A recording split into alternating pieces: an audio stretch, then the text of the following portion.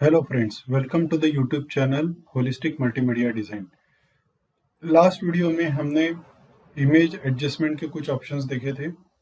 इस वीडियो में मैं आपको बेसिक सिलेक्शन क्या होता है और लेयर का कंसेप्ट बताने वाला हूँ। लेयर मतलब जैसे कोई बुक के पेजेस होते हैं, एक पेज दूसरे के ऊपर होता है, जिसको हम लेयरिंग कह सकते हैं। या फिर जैसे कोई नई बिल्डिंग बनती है तो जो दीवारें होती है ब्रिक की होती है, ईंटों की होती है, उसके ऊपर सीमेंटिंग का लेयर आता है, उसके ऊपर प्राइमर पुट्टी का लेयर आता है और उसके ऊपर कलर के लेयर्स आते हैं। तो एक लेयरिंग जो होता है वो एक तरह का एक के ऊपर दूसरा इमेज रखना या एक के ऊपर दूसरा कोई भी कंटेंट रखना। यहाँ पर मैंने मल्टीपल इमेजेस ओपन किए हैं।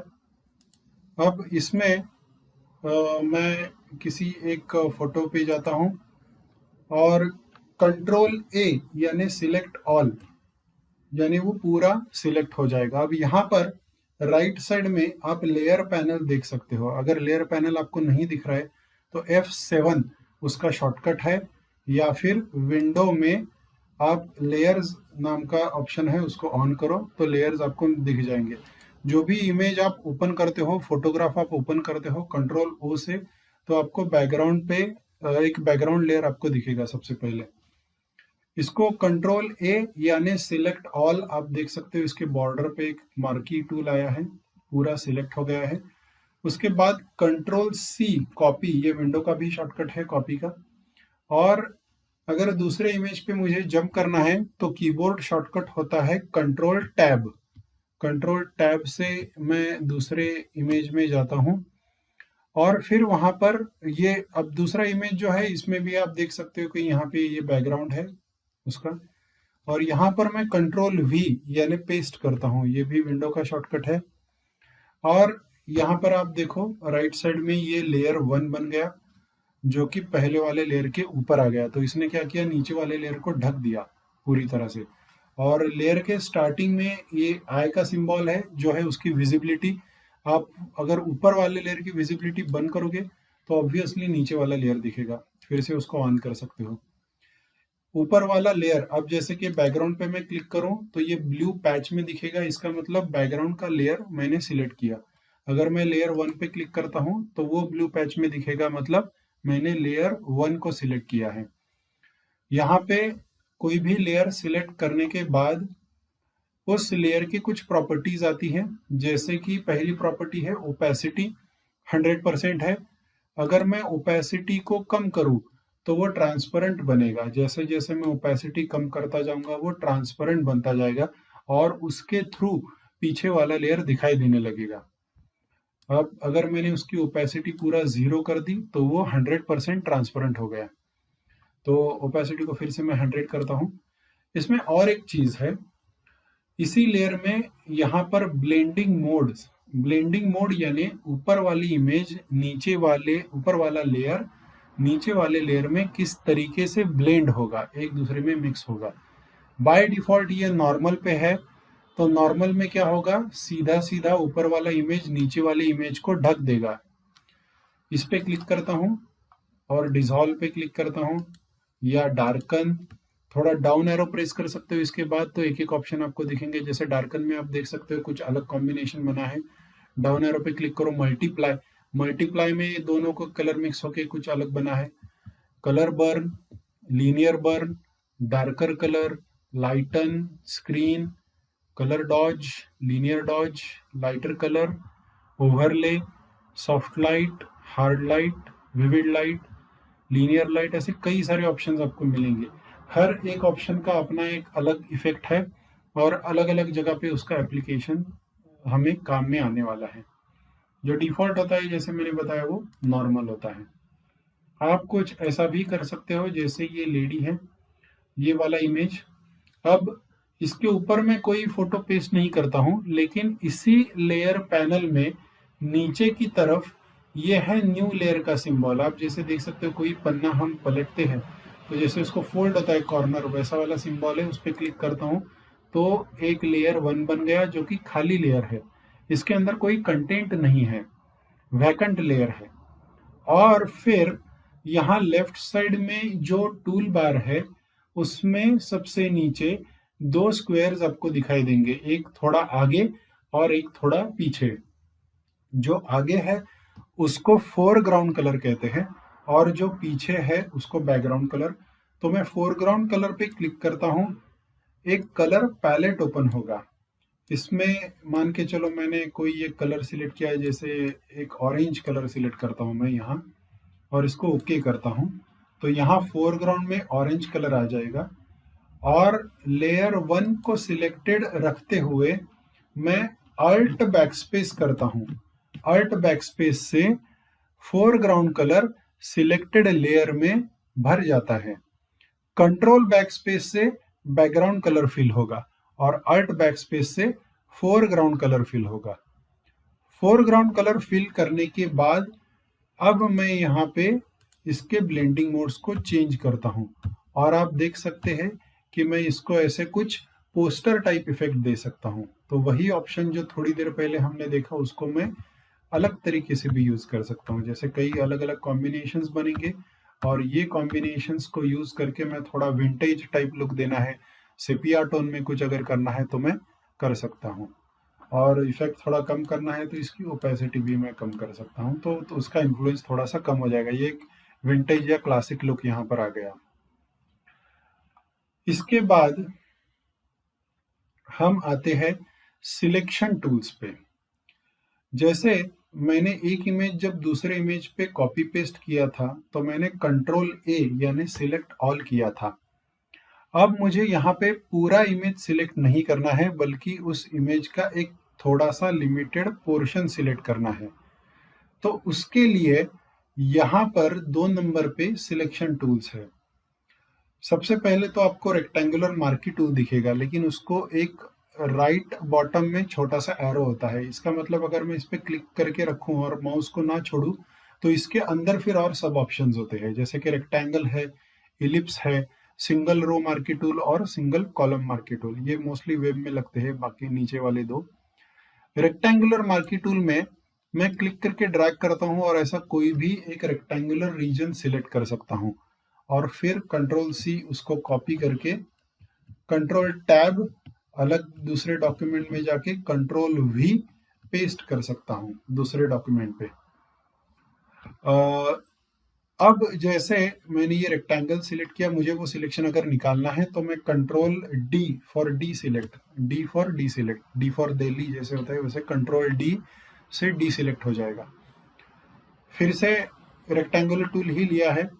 अब अगर रेक्टेंगल निकालते वक्त मैं शिफ्ट बटन प्रेस करूं तो परफेक्ट स्क्वायर का सिलेक्शन हो जाएगा। तो अगर मुझे परफेक्ट स्क्वायर में सिलेक्शन करना है तो मुझे शिफ्ट प्रेस करके रखना होगा। इसमें और एक चीज है, जैसे मैंने पहले वीडियो में कहा था कि टूल बार में से, इंटरफेस वाले वीडियो में मैंने कहा था कि टूल बार में से कोई भी टूल को जब मैं सिलेक्ट करता हूं तो ऊपर मेनू के नीचे उसी टूल रिलेटेड ऑप्शंस आ जाते हैं। जैसे अगर मैं ये पहला मूव टूल लेता हूं तो यहाँ पर ऑटो सिलेक्ट, ग्रुप ऐसे और ये अलाइन के कुछ ऑप्शन आ गए। अगर मैं रेक्टेंगुलर मार्की टूल लेता हूं तो उसके रिलेटेड कुछ ऑप्शंस यहाँ पर आ गए। और ये क्या क्या ऑप्शंस हैं, जैसे मैंने एक सिलेक्शन बनाया तो यहाँ पर ये न्यू सिलेक्शन का सिंबल है। दूसरा है ऐड टू सिलेक्शन। इसका क्या मतलब है, पहले तो ये है न्यू सिलेक्शन पे, मतलब अगर मैं और एक रेक्टेंगल बनाऊं तो पहले वाला रेक्टेंगल गायब हो जाएगा। मैं तीसरा रेक्टेंगल बनाऊं तो दूसरा गायब हो जाएगा। मैं चौथा बनाऊं तो तीसरा गायब हो जाएगा। मतलब हर बार वो एक नया रेक्टेंगल बनाएगा। लेकिन अगर मैं ऐड टू सिलेक्शन पे रखूं तो एक रेक्टेंगल बना हुआ है, मैं और एक बनाऊंगा तो दोनों रेक्टेंगल सिलेक्शन में रह जाएंगे, तीसरा बनाऊंगा तो तीनों रह जाएंगे, या फिर मैं ऐसा कोई इंटरसेक्टिंग रेक्टेंगल बनाऊंगा तो वो तीनों चारों मिला के एक कॉमन शेप भी बन जाएगा इसमें, क्योंकि ये ऐड टू सिलेक्शन पे है। उसी तरह मैं इसको सब्ट्रैक्ट पे रख सकता हूं और इसको ऐसे सिलेक्शन में से उसका सब्ट्रैक्शन भी ले सकता हूं, अगर चाहे तो इतना पोर्शन उससे निकाल भी सकता हूं। लास्ट वाला है इंटरसेक्शन। इंटरसेक्शन मतलब ऐसे अगर दो सिलेक्शन को इंटरसेक्ट किया तो जो कॉमन पार्ट है वही रहेगा और बाकी वाला पार्ट निकल जाएगा, जिसको कहते हैं इंटरसेक्शन। ये इसके बाद इसी टूल पे क्लिक करता हूं और 2 नंबर का ऑप्शन है elliptical marquee tool. Elliptical marquee tool में मैं ऐसे इलिप्स बना सकता हूं, चाहे हॉरिजॉन्टल हो चाहे वर्टिकल हो। फिर यहाँ पर भी सेम चीज है कि न्यू सिलेक्शन, यानी एक इलिप्स बनाया तो पहले वाला इलिप्स गायब हो जाएगा। ऐड टू सिलेक्शन रखूँ तो मल्टीपल इलिप्स ले सकता हूँ, चाहे हॉरिजॉन्टल हो या वर्टिकल, और उसको एक दूसरे में मिक्स भी कर सकता हूँ। इसमें भी माइनस करना है तो माइनस भी कर सकता हूँ और ऐसे चीज़ों को निकाल भी सकता हूँ। इंटरसेक्ट पे रखना है तो इंटरसेक्ट भी कर सकता हूँ और कॉमन पार्ट को रख सकता हूँ। एक चीज़ ऐसी भी है कि जैसे मैंने ये इलिप्स से बनाया है, इसके बाद मैं रेक्टेंगल पे जाता हूँ और उसको ऐड में रखता हूँ, तो रेक्टेंगुलर सिलेक्शन और इलिप्स से बना हुआ सिलेक्शन ये दोनों भी एक दूसरे में ऐड हो सकते हैं। तो ये शेप्स एक दूसरे में बिल्कुल आप ऐड कर सकते हो या सब्ट्रैक्ट भी कर सकते हो। जैसे ये रेक्टेंगल में से मुझे इलिप्स माइनस करना है तो इलिप्स लेके इसको माइनस पे, और रेक्टेंगल में से थोड़ा सा इलिप्स मैंने माइनस किया। ऐसा भी आप सिलेक्शन बना सकते हो। कंट्रोल डी से डी सिलेक्ट होगा। अब ये जो था वो रेक्टेंगुलर और इलिप्टिकल सिलेक्शन का था। इलिप्स में भी अगर शिफ्ट प्रेस करोगे तो परफेक्ट सर्कल बनेगा। अब परफेक्ट सर्कल बनाने में एक चीज आप ध्यान में रखो कि मैंने अप्रोक्सीमेट, अगर आपको मेरा कर्सर दिख रहा है तो मैंने यहाँ से क्लिक करके ड्रैग करना शुरू किया और जो सर्कल जाके बना उसका सेंटर तो कहीं और आ गया। अगर मेरी रिक्वायरमेंट ऐसी है कि मैं जिस पॉइंट से क्लिक करके ड्रैग कर रहा हूँ उसी पॉइंट पे मुझे सर्कल का सेंटर चाहिए, तो कैसे करें? तो मैं पहले डी सिलेक्ट करता हूँ। समझो अभी मैं कर्सर एक जगह पर लेता हूँ और यहाँ क्लिक करके ड्रैग करता हूँ। आप देख सकते हो एक तो वो सर्कल भी नहीं है और उसका सेंटर भी अलग है। तो सबसे पहले मैं शिफ्ट प्रेस करता हूँ ताकि वो सर्कल बन जाए, और उसके बाद अल्ट प्रेस करता हूँ। अल्ट प्रेस करने के बाद जो पॉइंट से मैंने क्लिक करके ड्रैग करना शुरू किया था, सर्कल का सेंटर वहां पर शिफ्ट हो गया है और उस हिसाब से सर्कल यहाँ पर बन रहा है। तो उसके लिए शिफ्ट और अल्ट, शिफ्ट से परफेक्ट सर्कल, अल्ट से सर्कल का सेंटर स्टार्टिंग पॉइंट।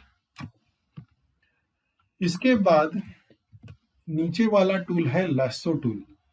अगर मुझे फ्री हैंड सिलेक्शन करना है, मैं लैसो टूल पे क्लिक करता हूं और क्लिक करके without releasing the mouse button को बिना छोड़े उसको पेंसिल की तरह ड्रैग करता हूं और ये बनेगा एक रैंडम सिलेक्शन। इसको कहते हैं लैसो टूल। लैसो टूल में भी सेम आपको सिलेक्शन के ऑप्शंस आ जाएंगे। उसके बाद लैसो टूल के ही अंदर पॉलीगोनल लैसो टूल आपको क्लिक करके रखना है ताकि अंदर के ऑप्शन दिखाई दे। पॉलीगोनल लैसो टूल का तरीका थोड़ा अलग है। आप 1, 2, 3, 4 ऐसे पॉइंट पे क्लिक करते जाओ विदाउट ड्रैगिंग। आप क्लिक करते जाओ तो एक सिलेक्शन बनेगा और ये पॉलीगोनल लैसो टूल से ऐसा सिलेक्शन आप बना सकते हो। उसके बाद है मैग्नेटिक लैसो टूल। थोड़ा सा मैं दूसरा इमेज पे जाता हूँ, जैसे कि ये सारी वाला इमेज था, और मैं किसी एक पॉइंट पे क्लिक करता हूँ और ड्रैग करता हूँ तो ऑटोमेटिकली, मैं वैसे तो बॉर्डर से ड्रैग कर रहा हूँ, वो सिलेक्शन, एक सिलेक्शन ऑटोमेटिकली बॉर्डर को ट्रेस करता जाता है। यहाँ पे कंप्यूटर को ये समझ में नहीं आ रहा है कि ये कोई पर्सन है या फिर किसी फ्लावर को ट्रेस कर रहे हैं तो ये फ्लावर है। वो बस पिक्सेल डिफरेंस देखता है, जैसे उस लेडी के कपड़ों में और बैकग्राउंड के पिक्सेल्स में डिफरेंस है, तो सॉफ्टवेयर क्या करेगा, उस डिफरेंस के अलोंग की लाइन जो है उसको ट्रेस करेगा।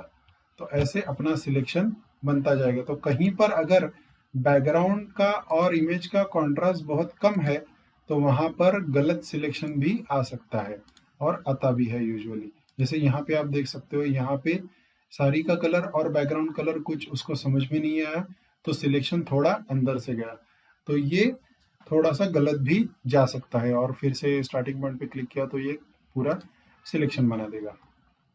कोई भी सिलेक्शन एक बार बनने के बाद अगर बाद में मुझे उसको फिर से यूज करना है, फाइल को अगर मैंने बंद कर दिया, फाइल को बंद कर दिया तो बात अलग है, लेकिन समझो मैं दूसरे फाइल्स में भी काम कर रहा हूँ और थोड़ी देर बाद फिर से मुझे यही सिलेक्शन चाहिए, तो जो भी सिलेक्शन हमने बनाया है उसको हम सेव कर सकते हैं। इस सिलेक्शन को क्रिएट करने के बाद मेनू में सिलेक्ट ऑप्शन के अंदर जाता हूं और यहाँ पर सेव सिलेक्शन का नाम है, ऑप्शन है, उस पर क्लिक करता हूँ। उस सिलेक्शन को मैं कुछ नाम भी दे सकता हूँ, जैसे कि मैं ग्रीन साड़ी ऐसे नाम देता हूँ, तो ग्रीन साड़ी नाम से मेरा सिलेक्शन सेव हो गया। अगर मैं इसको कंट्रोल डी यानी डी सिलेक्ट करूँ, फिर से वही सिलेक्शन अगर मुझे लाना है तो मैं सिलेक्ट में जाता हूँ और ये टाइम में लोड सिलेक्शन में जाता हूँ। लोड सिलेक्शन के अंदर जितने भी सिलेक्शंस मैंने सेव करके रखे हैं वो सारे मिलेंगे चैनल के अंदर। जैसे मैंने एक ही सेव किया है ग्रीन साड़ी, उस पर मैं क्लिक करता हूँ, ओके करता हूँ, तो मुझे वो सिलेक्शन मिल जाएगा। दूसरी बात, अगर सिलेक्शन को और मॉडिफाई करना है तो यहाँ सिलेक्ट मॉडिफाई नाम का ऑप्शन है, जहां पर इस पूरे सिलेक्शन को मैं बॉर्डर में भी कन्वर्ट कर सकता हूं। जैसे ये सिंगल लाइन है, अगर मैं पहला ऑप्शन लूँ बॉर्डर और कितने पिक्सल का, मैं यहाँ पर 12 पिक्सल देता हूँ थोड़े ज़्यादा और ओके करता हूँ, तो आप देख सकते हो कि ये 12 पिक्सल का डबल लाइन बन गया। मतलब अभी जो भी सिलेक्शन है ये 2 लाइंस के बीच वाला है। इसके अंदर मैं यहाँ पे कोई और कलर लेता हूँ फोरग्राउंड में, जैसे ब्लू कलर, और अल्ट बैकस्पेस किया तो उस सिलेक्शन के अंदर वो ब्लू कलर फिल होगा। जैसे आप देख सकते हो कि ब्लू कलर का वहां पे एक हल्का सा बॉर्डर भी आ गया। कंट्रोल जेड एक बार अंडू होगा, फिर से कंट्रोल जेड करूंगा तो रीडू होगा। मल्टीपल अंडू करना है तो control alt Z multiple undo करता हूं और ये बॉर्डर मैंने निकाल दिया। उसके बाद सिलेक्ट मॉडिफाई स्मूथ। अब ये तो वैसे काफी हद तक स्मूथ ही सिलेक्शन है ऑलरेडी। अगर क्रुकेड या एजी सिलेक्शन होता जिसमें ट्रायंगल वगैरह है थोड़ा सा कुछ जगह पर, लेकिन ये ऑलमोस्ट स्मूथ ही है। तो एजी सिलेक्शन अगर है तो मैं स्मूथ पे क्लिक करके उसको बहुत ज़्यादा स्मूथ भी कर सकता हूँ, but it is already smooth. जो भी शेप बने हैं वो राउंड शेप्स ही है, बहुत ज़्यादा डिफिकल्टी तो नहीं है इसमें। लेकिन मैं कुछ अमाउंट दे के रखता हूँ, जैसे 23 दिया, बहुत ज़्यादा स्मूथ किया, ओके किया, तो आप देख सकते हो ये ज़्यादा सिंप्लीफाइड बन गया। जो कान का रीजन था वो भी चला गया और ये सीधा लाइन ले लिया उसने, तो ये ज़्यादा स्मूथ कर दिया। इसको अंडू करता हूँ मैं। उसके बाद सिलेक्ट मॉडिफाई एक्सपांड। जो भी सिलेक्शन है उसको थोड़ा सा एक्सपांड करना है, जैसे किसी राज्य की सीमाएं एक्सपांड करते थे वैसे मैं एक्सपांड पे क्लिक करता हूँ। कितने पिक्सल से एक्सपांड करनी है मैं यहाँ पर देता हूँ, चलो 12 पिक्सल, और ओके करता हूँ तो ये 12 पिक्सल से बाहर फैल जाएगा, ये एक्सपांड होगा। इसी तरह उसको उल्टा भी कर सकते हैं, जैसे सिलेक्ट मॉडिफाई कॉन्ट्रैक्ट में जाएंगे, कॉन्ट्रैक्ट भी अगर मैं 12 पिक्सल से ही करूँ तो 12 पिक्सल से ये कॉन्ट्रैक्ट भी हो जाएगा। दूसरी बात, आप ये जो सिलेक्शन बना है अभी यहाँ पर अगर मैं कंट्रोल सी कॉपी करता हूँ, अब यहाँ मजे की बात तो ये है कि जो लेयर है ये लेयर ऑरेंज वाला लेयर सिलेक्टेड है। अगर मैं कंट्रोल सी से कॉपी करूंगा तो वो लेडी कॉपी नहीं होगी, ये ऑरेंज कलर कॉपी होगा क्योंकि वो वाला लेयर सिलेक्टेड है। तो ये चीज भी बहुत ज्यादा जरूरी है। फॉर एग्जांपल मैं दिखाता हूँ आपको, कंट्रोल सी कॉपी करता हूँ, कंट्रोल टैब दूसरे इमेज में जाता हूँ, कंट्रोल वी पेस्ट करता हूँ, तो आप देख सकते हो यहाँ पे सिर्फ ऑरेंज पोर्शन पेस्ट हुआ है, लेडी का पोर्शन पेस्ट नहीं हुआ, क्योंकि यहाँ पर let me go to that image, यहाँ पर ये लेयर सिलेक्ट था। तो जो लेयर सिलेक्टेड है सिलेक्शन उस लेयर पे होता है। अगर सिलेक्शन को ऐसा ही रखते हुए मैं बैकग्राउंड सिलेक्ट करूं और कंट्रोल सी कॉपी करूं और दूसरे किसी भी इमेज में जाके कंट्रोल वी पेस्ट करूं, तो देखो यहाँ पर बराबर वो लेडी आ गई, क्योंकि वो लेडी वाला लेयर सिलेक्टेड था जब मैं कॉपी कर रहा था। तो ये भी एक अहम कंसेप्ट है। उसके बाद सिलेक्ट मॉडिफाई फेदर, ये एक बहुत जरूरी कंसेप्ट है। फेदर में जो भी बॉर्डर है वो सॉफ्ट होते हैं, जैसे कि फेदर रेडियस 5 है यहाँ पर, चलो 5 रखते हैं, ओके करता हूँ मैं और इसको कंट्रोल सी कॉपी करता हूँ और यहाँ आके कंट्रोल भी पेस्ट करता हूँ। ये लेडी भी पेस्ट हो गई, पहले तो वो वाला पोर्शन पेस्ट हुआ था, अभी कोई दिक्कत नहीं। इसको जूम करता हूँ, जूम करने के लिए अल्ट प्रेस करो और स्क्रोल करो, स्क्रोल वाला जो बटन होता है माउस पे उसको स्क्रोल करो तो जूम इन और जूम आउट हो जाएगा। अब इन दोनों में ऑब्वियसली एक मैंने कलर वाला लेयर कॉपी किया था, एक मैंने लेडी वाला लेयर कॉपी किया, लेकिन कलर वाले लेयर में बॉर्डर शार्प है और लेडी वाले लेयर में आप देख सकते हो, जैसे ये सारी वाला पार्ट अगर आप नीचे का देखोगे तो बॉर्डर बहुत सॉफ्ट है, क्योंकि वहां पे हमने फेदर इफेक्ट दिया था। तो जितना हम फेदर इफेक्ट देंगे उतनी बॉर्डर स्मूथ हो जाएगी। उसके बाद फिर से हम आएंगे उसी इमेज पे, सिलेक्ट के अंदर जैसे हमने सेव देखा, लोड देखा। अब एक चीज जो है वो भी जरूरी है कि मैं इसको फिर से कंट्रोल डी सिलेक्ट करता हूँ, ऊपर वाला लेयर निकाल ही देता हूँ। इस इमेज में मुझे मान के चलो ये सारी का जो ब्लू कलर है वो सिर्फ सारी सिलेक्ट करनी है, मैंने वो लेयर भी सिलेक्ट कर लिया और उतना ही पोर्शन मुझे सिलेक्ट करना है। तो मैं कैसे करूँगा, उसके लिए यहाँ पर एक एडिशनल टूल होता है मैजिक वैंड टूल। तो ये 4 नंबर के टूल पे, जो 4 नंबर पे ही आएगा, ऐसे नहीं, वर्जन के हिसाब से अलग अलग होता है। कुछ वर्जन में ऐसा भी होगा कि आपको टूल बार में वो टूल दिखेगा ही नहीं, लेकिन यहाँ नीचे की तरफ 3 डॉट दिखेंगे और वो 3 डॉट पे आप क्लिक करोगे तो उसके अंदर कई सारे ऑप्शन होते हैं जिसके अंदर आपको वो टूल दिखेगा। तो मैजिक वैंड टूल कहीं ना कहीं पे होता है, इतना ध्यान में रखो। तो ये मैजिक वैंड टूल में लेता हूँ और मैं मान के चलो ग्रीन पे क्लिक करता हूँ। तो जहां जहां पर भी उसको वो ग्रीन कलर दिखेगा वो पूरा का पूरा देखो उस साइड का सिलेक्ट हो गया। इसको ऐड सिलेक्शन में रखते हुए मैं ये वाला भी सिलेक्ट करता हूँ और ये वाला भी सिलेक्ट करता हूँ, तो ये सारे सिर्फ ब्लू कलर्स को सिलेक्ट कर लेगा। अब इसमें भी ब्लू कलर में आपने ऑब्जर्व किया होगा जब मैं कर रहा था कि कुछ पोर्शन कॉपी यानी सिलेक्ट हुआ और कुछ पोर्शन सिलेक्ट नहीं हुआ। तो यहाँ पर जैसे मैं टूल लेता हूँ मैजिक वैंड टूल यानी जादू की छड़ी, तो उसके रिलेटेड ऑप्शन ऊपर आते हैं जिसमें टॉलरेंस नाम का ऑप्शन होता है, यानी किसी भी कलर के अलग अलग शेड्स है तो कहाँ तक वो अलग अलग शेड्स को भी कंसिडर करे। जितना टॉलरेंस मैं बढ़ाऊंगा उतना वो ज्यादा शेड्स को इंक्लूड करेगा, जितना मैं टॉलरेंस कम करूंगा उतना वो कम शेड्स को इंक्लूड करेगा। तो आप सोच रहे होंगे फिर मैं टॉलरेंस बढ़ा के ही रखता हूँ, अच्छी बात है, लेकिन हर बार वो काम नहीं करेगा। कई बार ऐसा भी होगा जैसे कि टॉलरेंस अगर आपने बहुत ज़्यादा बढ़ा दिया, अभी तो इसने ये गोल्डन और ब्लू में डिफ्रेंशिएट किया है, बहुत ज़्यादा टॉलरेंस बढ़ाने के बाद हो सकता है वो ब्लू के साथ साथ येलो या गोल्डन को भी सिलेक्ट कर ले। तो ये थोड़ा सा हमें बैलेंस करके चूज करना होता है। तो ये भी एक तरीका है सिलेक्शन करने का। कंट्रोल डी सिलेक्ट करता हूँ। अभी मुझे और एक चीज करनी है, जैसे कि अगर किसी ने कहा कि ये लेडी का मुझे बैकग्राउंड चेंज करना है, तो सिर्फ इस लेडी का मुझे कटआउट सिलेक्शन चाहिए।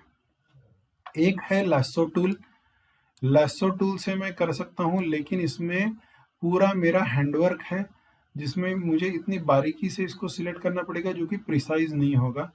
ओके, और कभी अंदर जाएगा कभी बाहर। देखो अभी ये जैसे थोड़ा सा अंदर गया एल्बो के यहाँ पे, तो ये बहुत मुश्किल है मैन्युअली करने में। दूसरा तरीका है पॉलीगोनल लैसो टूल। इसमें मैं क्लिक करता जाऊं तो वो उसके बॉर्डर्स क्रिकेट बनेंगे, स्मूथ नहीं बनेंगे। ओके, तीसरा तरीका है मैग्नेटिक लैसो। मैग्नेटिक लैसो का भी मैंने आपको फॉल्ट बताया था। जैसे मैं सिलेक्शन करते करते यहाँ पे आया था तो वो यहाँ पर क्या हो रहा है, ये शोल्डर पे उस लेडी के लेफ्ट शोल्डर पे अपने राइट साइड में वो ड्रेस के अंदर जा रहा है। उसको कभी कभी कलर डिफरेंस अगर नहीं मिला तो सिलेक्शन गड़बड़ हो जाएगा। तो हर एक का अपना एक लिमिटेशन है। तो ऐसी वाली चीज अगर हमें करनी है कि किसी कैरेक्टर को आउटलाइन प्रिसाइज अगर सिलेक्ट करना है और बैकग्राउंड बहुत वाइब्रेंट है, अगर वो बैकग्राउंड में मिक्स हो रहा है, तो आप पेन टूल यूज कर सकते हो। तो यहाँ पर ये पेन टूल है, जो इंक पेन आता था वैसा निप उसके जैसा सिंबल है, पी उसका शॉर्टकट है, टूल टिप आती है, आप उस टूल पे जाओगे तो पेन टूल पे क्लिक करता हूँ। पेन टूल कैसे यूज करते हैं, मैं एक पॉइंट पे क्लिक करता हूँ, पहले पॉइंट पे सिर्फ क्लिक करना है, दूसरे पॉइंट पे क्लिक करके छोड़ता हूँ तो इसके बीच में एक स्ट्रेट लाइन आ जाएगी। ठीक उसी तरह तीसरा, चौथा, पांचवा, छठवां, ऐसे में क्लिक करते करते फिर से ओरिजिनल पॉइंट पे क्लिक करता हूं तो ये एक क्लोज्ड शेप बन गया। लेकिन ये सिर्फ एक क्लोज्ड शेप है, ये सिलेक्शन नहीं है। इसको सिलेक्शन बनाने के लिए इसी पेन टूल को राइट क्लिक करो और जो भी पॉपअप मेनू आएगा उसमें मेक सिलेक्शन पे क्लिक करो। एक डायलॉग बॉक्स ओपन होगा जिसको ओके करने के बाद आपका सिलेक्शन बन जाएगा, लेकिन अगर चाहो तो यहाँ पर उसको फेदर भी कर सकते हो। इसका मतलब जब सिलेक्शन बनेगा तभी उसके बॉर्डर सॉफ्ट होंगे, अगर आपको रिक्वायरमेंट है तो। अगर आपने 0 रखा तो शार्प बॉर्डर बन जाएंगे। इसको मैं ओके करता हूँ और ये सिलेक्शन बन जाएगा। कंट्रोल डी करता हूँ। पेन टूल में खासियत ये है, पहले पॉइंट पे तो सिर्फ क्लिक करके छोड़ना है, दूसरे पॉइंट से अगर मैं क्लिक करके without releasing the mouse button अगर उसको मैं ड्रैग करूं, माउस बटन को बिना छोड़े, अभी भी मैंने प्रेस करके रखा हुआ है माउस बटन और मैं इसको ड्रैग कर रहा हूं तो ये कर्व आ जाएगा। अभी मैंने छोड़ दिया उसको। और ये जो पॉइंट है यहाँ पे दो ऐसे हैंडल आ गए, इसको बेजियर हैंडल कहते हैं। बेजियर हैंडल, ये हैंडल का काम क्या होता है कि इस कर्व को खुद की तरफ खींचना। जैसे ये वाला हैंडल आप देख रहे हो, वो क्या कर रहा है, उस कर्व को खुद की तरफ खींच रहा है। आगे वाला हैंडल क्या करेगा, इसके बाद में जो कर्व हम बनाएंगे वो उसको इन्फ्लुएंस करेगा। जैसे मैंने एक किसी पॉइंट पे सिर्फ क्लिक करके छोड़ा तो यहाँ पर तो स्ट्रेट लाइन आनी चाहिए थी, लेकिन ये भी कर्व आ गई क्योंकि ये वाला हैंडल उस कर्व को खुद की तरफ खींच रहा है। मैं इसको डिलीट करता हूँ पहले तो। अब अगर मुझे ऐसे स्पीड ब्रेकर जैसे 3 बम्प्स क्रिएट करने हैं, ये पहला बम्प हो गया, दूसरे पे क्लिक करके मैं ड्रैग करता हूँ तो ये पोर्शन थोड़ा नीचे जाएगा क्योंकि ये वाला हैंडल उसको नीचे खींच रहा है। तो ये दिक्कत इसमें आती है। ये अगर मुझे रिमूव करनी है तो एक आसान तरीका है। मान के चलो पहले पॉइंट पे मैंने क्लिक किया, दूसरे पॉइंट पे क्लिक करके ड्रैग किया, ये कर्व आ गया और 2 हैंडल आ गए। इसके आगे अगर मुझे कोई कर्व बनानी है तो मैं अल्ट प्रेस करके रखता हूँ कीबोर्ड पे, और ये जो दूसरा पॉइंट था वहां पे कर्सर लेके आता हूँ। आप देख सकते हो छोटा सा एरो टाइप कुछ सिंबल भी आ गए उसके टेल पे, और मैं क्लिक करता हूँ तो आगे वाला हैंडल गायब हो जाएगा। अभी मैं फिर से तीसरे पॉइंट पे क्लिक करके ड्रैग करता हूँ तो ये और एक बम बन गया, जैसे स्पीड ब्रेकर का बम्प होता है। इसको भी अल्ट प्रेस करके चाहो तो ये बंद कर सकता हूँ और यहाँ पे जाके इसको और एक तीसरा बम्प ले सकता हूँ। और ऐसे कुछ बना लिया मैंने। इसके भी अंदर right click, make selection, okay कर दिया तो ये भी एक सिलेक्शन बन गया। कंट्रोल डी, डी सेलेक्ट करता हूँ मैं इसको।